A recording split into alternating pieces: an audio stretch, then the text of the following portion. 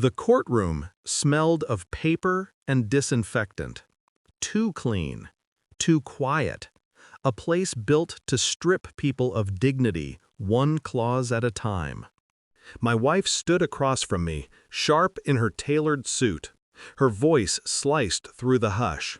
"He's a fake vet," she jeered, eyes flashing toward the judge. "No benefits, no claims. He's been lying for years." Laughter rippled through her side of the room. Her lawyer, her friends, vultures circling a kill. I sat still, hands folded, face neutral. Because I wasn't here to win an argument, I was here to end one. Behind me, my attorney slid a thick envelope across the bench toward the clerk, unopened, unlabeled.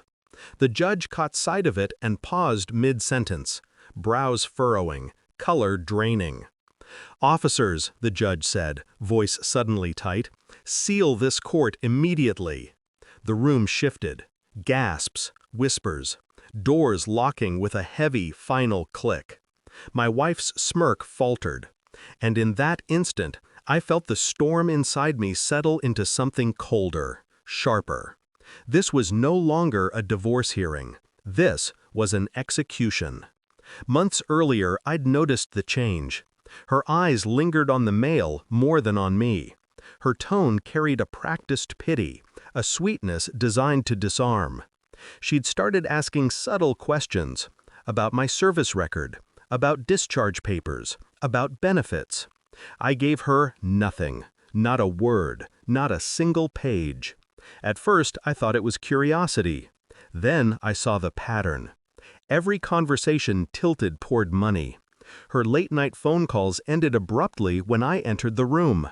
A new lawyer's name appeared on our shared calendar. The betrayal wasn't physical, it was colder. She wanted to carve me open legally, to bleed me dry and walk away untouched. Her plan was simple: discredit my military record, nullify any financial claims, force me to sign everything over while she painted me as a fraud.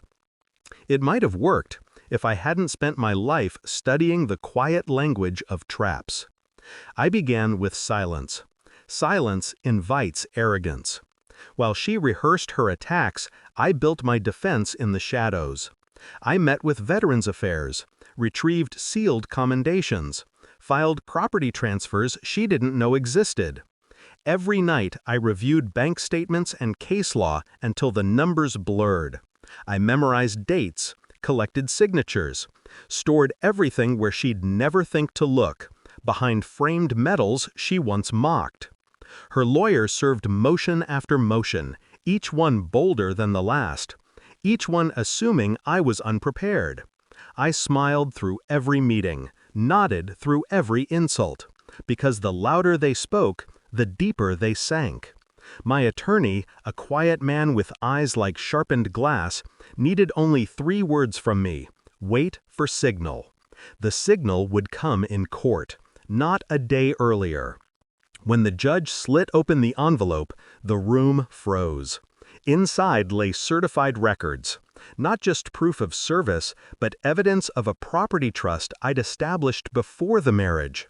Every asset she listed as marital was legally mine.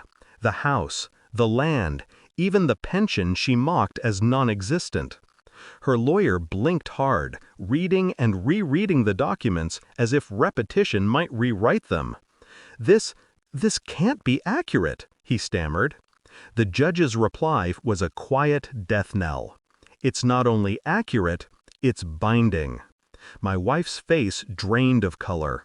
Her smirk dissolved into something raw. Confusion first, then anger, then fear. I met her gaze without a word. The silence between us became a blade. The judge ordered the courtroom sealed while officers verified the authenticity of the trust. The bailiff locked the doors. The click echoed like a gunshot. My wife turned to me, voice trembling now. You planned this?" I didn't answer. Truth requires no defense. Her lawyer leaned in, whispering urgently. She shook her head, eyes wide, realizing the trap wasn't legal, it was personal. For years, she called my service a story, a lie to hide weakness. Now the record she mocked as fiction became her cage. The judge spoke again. All claims against the respondent are dismissed. Immediate vacatur of any marital property requests. Her lips parted, but no sound emerged.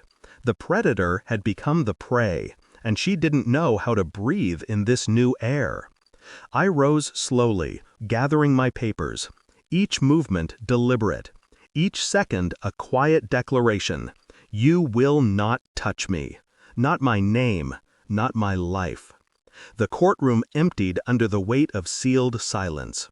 Doors unlocked, people hurried out, eager to escape the tension that clung to the air. I walked past her without looking back. Her perfume lingered, sweet, calculated, now powerless. Outside, the sky stretched wide and cold. No applause, no victory parade, just freedom. People think revenge is an explosion. It isn't. It's a signature no one expects, a document no one can undo. I never served for medals.